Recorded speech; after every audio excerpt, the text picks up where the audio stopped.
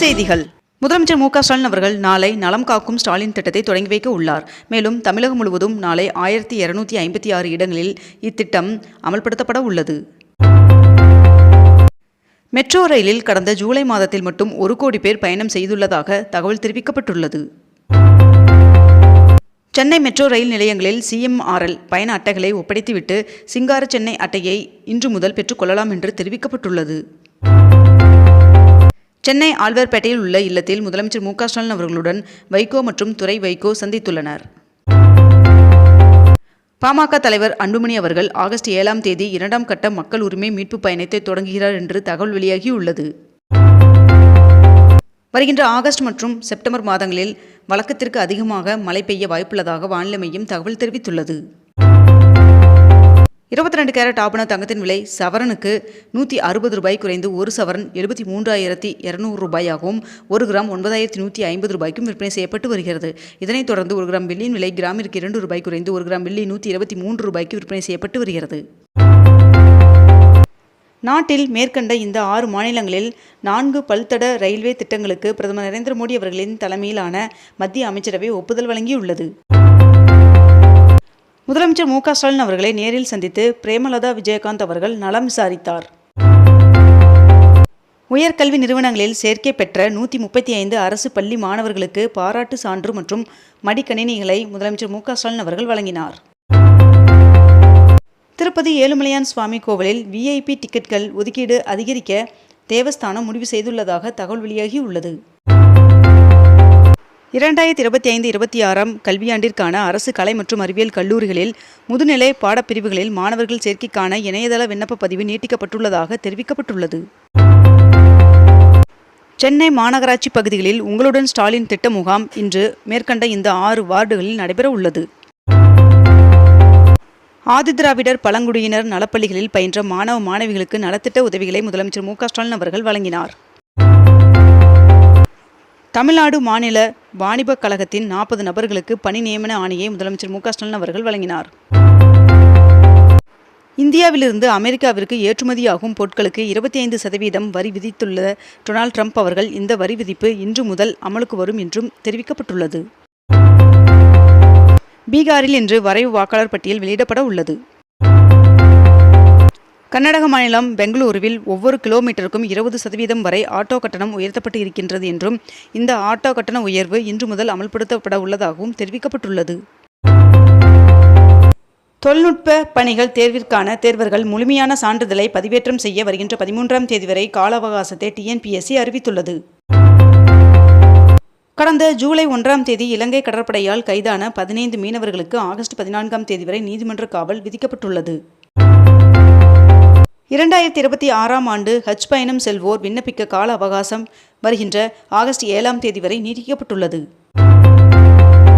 முதலமைச்சர் மு க ஸ்டாலின் அவர்களை நலம் விசாரிப்பதற்காக மரியாதை நிமித்தமாக சந்தித்தேன் என்று O பன்னீர்செல்வம் அவர்கள் தெரிவித்துள்ளார்.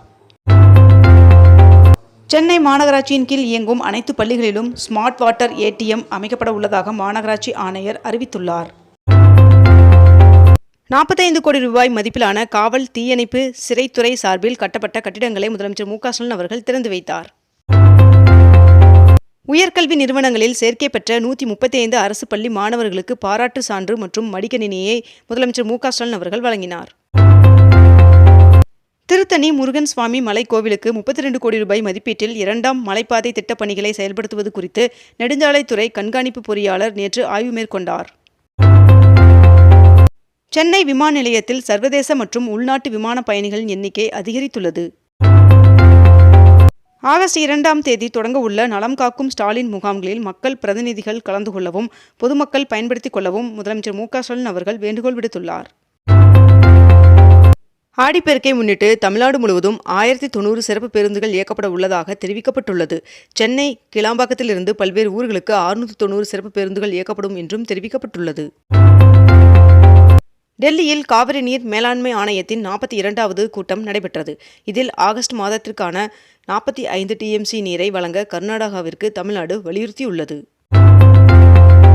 லாரி உரிமையாளர்கள் சங்கம் வேலை நிறுத்தத்தை வாபஸ் பெறுவதை தொடர்ந்து மாநிலம் முழுவதும் சிலிண்டர் விநியோகம் சீராக தொடரும் என்று இந்தியன் ஆயில் நிறுவனம் தெரிவித்துள்ளது.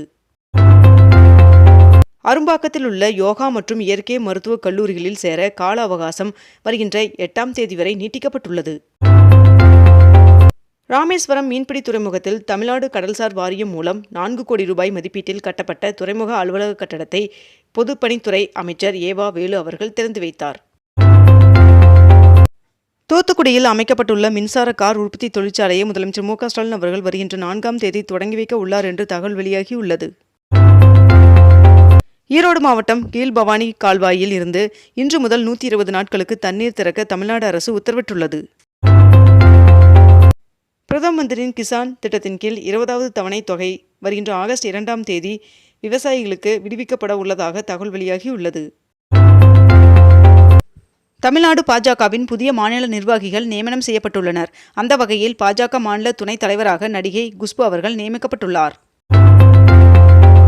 தலைமன்னார் கப்பல் போக்குவரத்திற்கான 118 கோடி ரூபாய் திட்ட வரைவு தயார் என்று அமைச்சர் ஏவா வேலு அவர்கள் தகவல் தெரிவித்துள்ளார். தமிழகத்தில் அரசு பள்ளிகளில் மாணவர் சேர்க்கை 4 லட்சத்தை கடந்துள்ளது என்று அமைச்சர் அன்பில் மகேஷ் அவர்கள் தகவல் தெரிவித்துள்ளார்.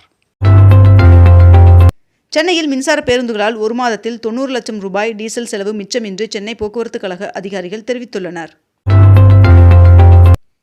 ஊட்டியில் உள்ள அரசு மருத்துவக் கல்லூரி மருத்துவமனைக்கு பொதுமக்களின் வசதிக்காக இலவச பேட்டரி கார் சேவை துவங்கப்பட்டுள்ளது. தமிழகத்தில் வருகின்ற ஆகஸ்ட் 2ஆம் தேதி முதல் 5ஆம் தேதி வரை கனமழைக்கு வாய்ப்புள்ளதாக வானிலை மையம் தகவல் தெரிவித்துள்ளது.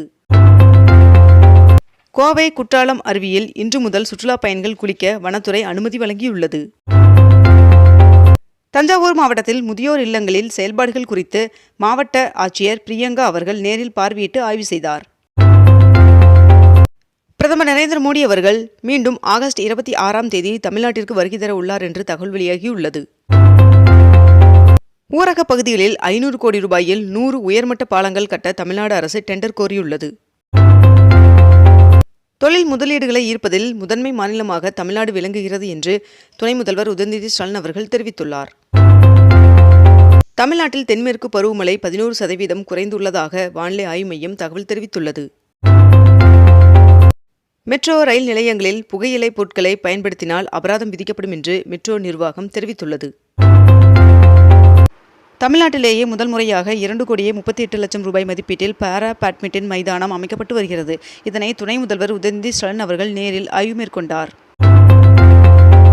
இலங்கை கடற்படையினால் சிறைபிடிக்கப்பட்ட மீனவர்களையும் அவர்களது மீன்பிடி படகுகளையும் உடனடியாக விடுவிப்பதற்கு உரிய நடவடிக்கை எடுக்க வேண்டும் என்று முதலமைச்சர் மு.க.ஸ்டாலின் அவர்கள் கடிதம் எழுதியுள்ளார். இத்துடன் இன்றைய தலைப்புச் செய்திகள் நிறைவடைகின்றன. மேலும் இதுபோன்ற அண்மை தகவல்களை உடனுக்குடன் தெரிந்து கொள்ள அக்னிபூ சேனலை சப்ஸ்கிரைப் செய்து கொண்டு தொடர்ந்து இணைந்திருங்கள். நன்றி, வணக்கம்.